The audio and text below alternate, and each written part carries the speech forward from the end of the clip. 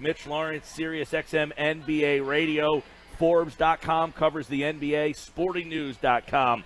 He's with us now to talk about it. And Mitch, give us your insight on this Porzingis stuff. I mean, what is happening? How did it get to this point, man? Well, Porzingis blew off his exit meeting with Phil Jackson. Phil didn't take it well. It's a kind of a Cold War now between the two sides, and so Phil's decided to investigate whether to trade Porzingis. Of course, that has Knicks fans up in arms. I mean, look, he's a very good player. He could be a tremendous, great player, but I think people are going a little overboard. It'd be interesting to see what would happen if Phil would try to make a trade, what he could get for him.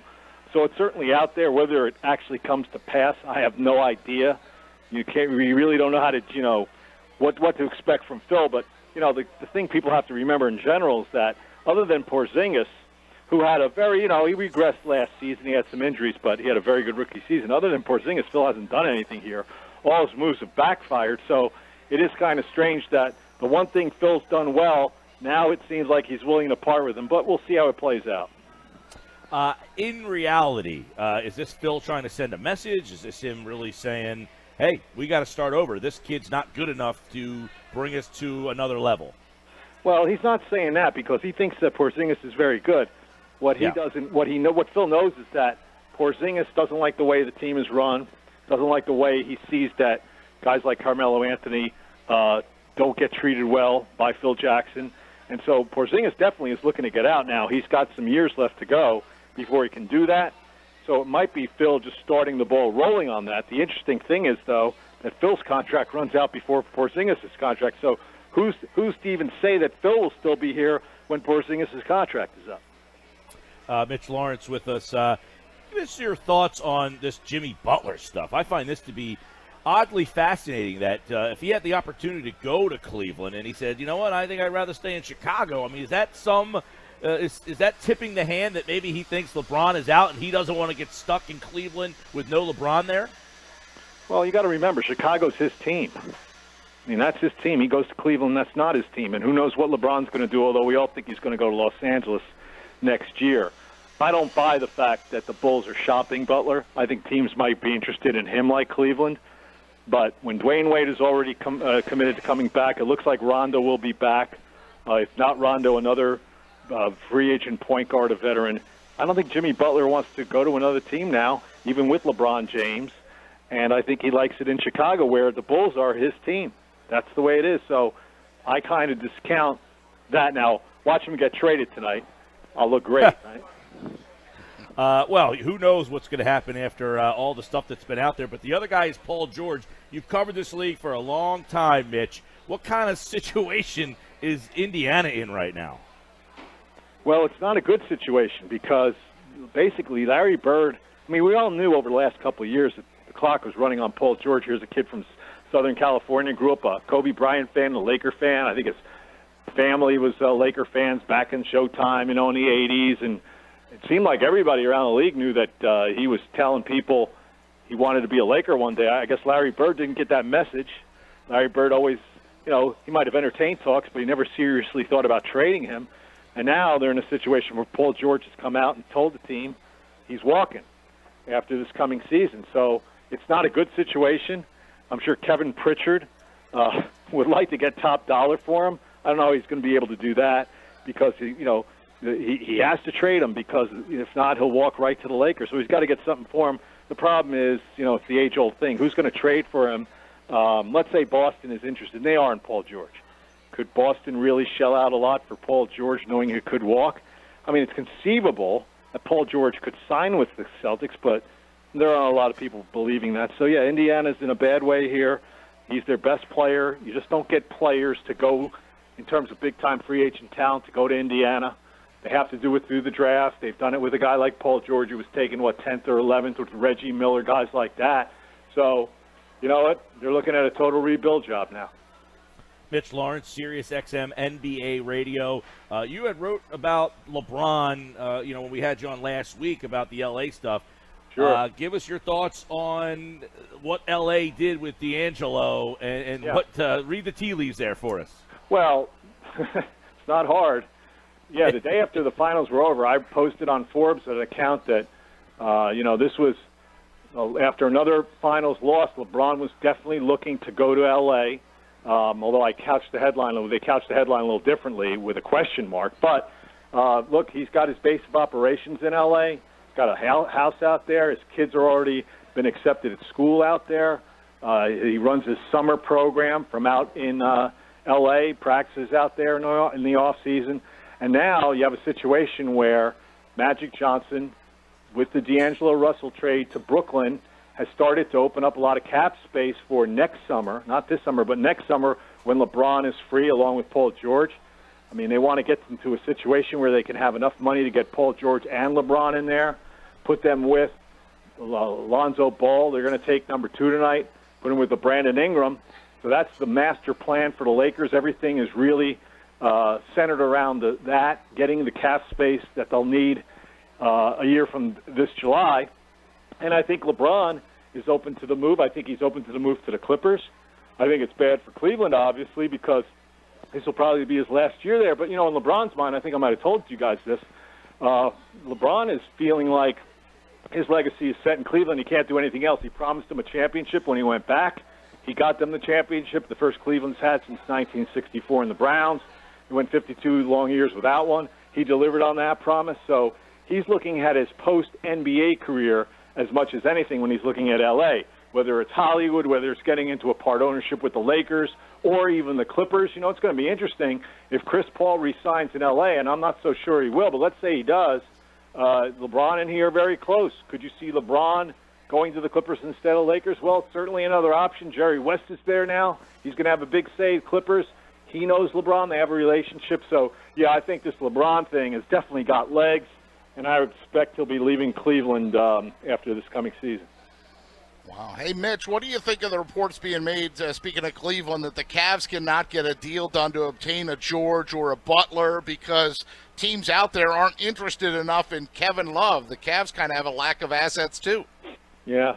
Well, it's not surprising. I've always thought that what they're going to have to do is they're going to have to try to add a fourth option, like getting a Carmelo Anthony maybe on a buyout.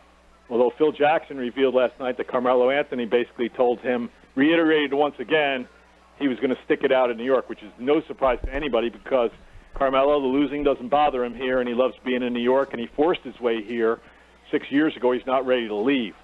But in terms of Kevin Love, I'm not all that surprised. First of all, guys, who's running the Cleveland front office? I mean, when David Griffin got fired, he basically got fired the other night. That left a void. So they're trying to hire, if it's going to be Chauncey Billups or somebody else, we'll see. But this is a bad time to not have somebody steering the ship in the front office because, as you know, there's all kinds of stuff going on here in terms of possible trades and stuff. But we'll see what happens. I mean, Cleveland, we know they got to do something to that roster. They got to rebuild their bench. They got to get away from the older guys like Richard Jefferson, who's going to be 37 here shortly, and Channing Frye and Darren Williams, and go get some young athletic wings. And basically, as long as LeBron's there, you got to still do what he wants you to do. So I'm sure he's already told them, or he's going to tell Chauncey Billups or whoever's going to run that team what he feels they need to do. Mitch, do you foresee a big move happening tonight with any of the guys that we discussed or maybe we didn't talk about? It's possible. There's a lot of smoke out there. I'm intrigued. To me tonight, the intriguing thing is, Philly did a great job, I thought, getting Fultz. They think he's going to be a go-to player in the future, and obviously Danny Ainge didn't. So, for my mind, I think a lot of everybody else is just waiting with bated breath to see what Boston does at 3, whether it's going to be Josh Jackson or Jason Tatum. The draft really starts there because we know it's going to be Fultz and Ball 1 and 2. But, yeah, I mean, there could be some big names on the move. You never know. I mean, free agency is going to heat up pretty soon. Gordon Hayward's going to be on the move. Probably Paul Millsap's going to be on the move. And so we'll see. But, yeah, I think this stuff with Paul George you have to keep an eye out on. If we're talking with Mitch Lawrence, Sirius XM NBA Radio, if you're Chauncey Billups, are you taking that job? He's thinking about it. Yeah, I am, because you know what? It's a 5-year deal. And it's running an NBA team.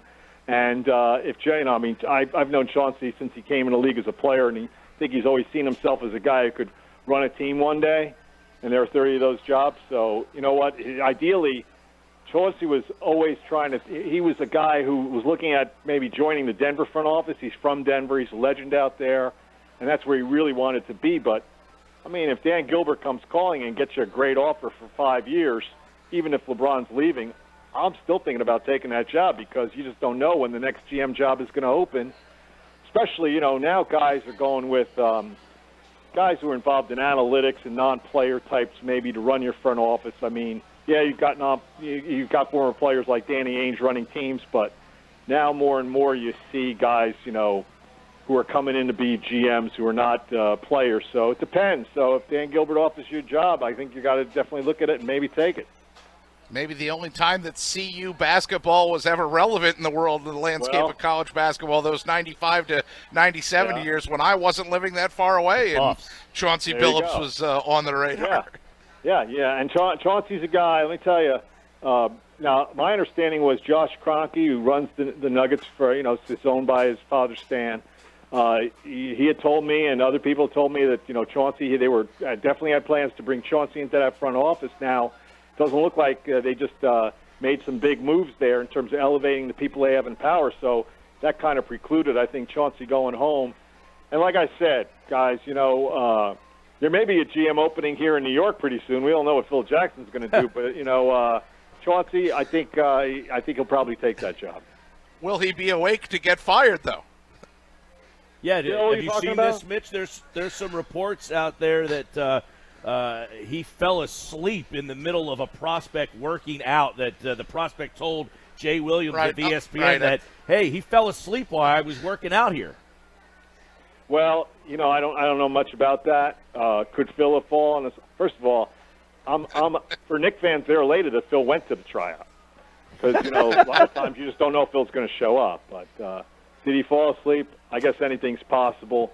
I don't know much about it, but that's a great little bit of insight. I wonder who that did they say? Does Jay Williams? No, they did not. They did not name him. They said a top 15 draft pick. Told me the other day about Phil Jackson of the Knicks and said, "quote Phil Jackson was falling in and out of sleep during my workout," but they would not name who that prospect was. Just on today's edition of Outside the Lines, Jay Williams was on the show, and that's the quote that he gave, I guess, Bob Lee. Doesn't, you know, this is another thing that doesn't make Phil look good. I mean, look, we talked about the Porzingis stuff, and the thing is a total mess. I will say this, though. If I'm a prospect and I'm trying out for an NBA team, the last thing I want to tell anybody is somebody fell asleep watching me try out. That doesn't really reflect well on me, the player, does it? That's a good point. Yeah, hire me. I think so much of my potential is out there. You know what I want? Guys, when Kobe Bryant had a private workout for the Lakers back in the day, Jerry West went with a couple of his aides to see him work out. He worked out against Michael Cooper, who had just been retired a couple of years. Kobe Bryant dominated to the point where after 15 minutes, Jerry West said, "I'm leaving." His people said, "What do you mean you're leaving? You don't want him?" He said, "He's better than anybody I got on this roster. I got to go back to the office and get on the phone and make a trade." That's what you want. You want a guy to be so excited after 15 minutes, he's ready to trade anybody who's off his roster to bring you in the draft. And that's the true story about Kobe Bryant's workout with the Lakers. He blew Jerry West away with it. Mitch Lawrence, Sirius XM Satellite Radio, the draft and tonight. One other thing. He said, Kobe Bryant, he didn't call it the greatest workout ever. He said he had never seen a 17 or 18-year-old, whatever he was, 17-year-old, the greatest workout he had ever seen done by a 17-year-old. Awesome. Great story, Mitch, and we know we'll be keeping in touch during the free agent period here, man. Yeah. Sounds good, guys. Enjoyed it. Thank you. All right, take care. Great stuff, Mitch, as always. Thank you so much.